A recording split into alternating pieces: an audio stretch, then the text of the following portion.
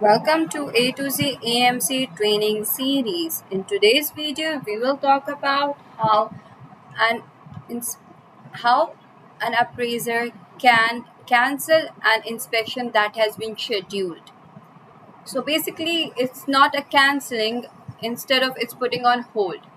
So what happens, I'm going to define. So currently we are on the user Thomas appraisal orders listing page. So over here you can see all the assigned appraisal orders. We have to move towards the one that has inspection schedule. So in this appraisal order, if I move towards the inspection page, you can see that the appointment has been scheduled for this specific time and there are 9 minutes left for the inspection. So I had a conversation with the borrower, and they say they don't want to work with this appraiser because of that they are family friends or some other valid reason could be of not working with the appraiser. They need a reassignment of it. So basically, you need to cancel an appraisal order from your end as an appraiser.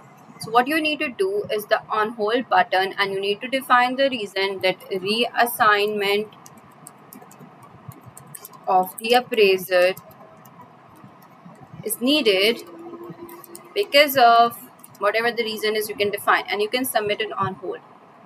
As soon as it goes on hold, you can see there's no action available. You can't perform any action unless it is resumed or reassigned. So when an appraisal order is on hold, it will be reviewed by the operational admin of the EMC system, where they will see if they need a reassignment or they need to resume or whatever the case would be. So that's how you put it appraisal order on hold, or means you cancel it from your end, which is putting it on hold, and you can see the status, it is on hold. So that's all for today's video. Thank you for watching.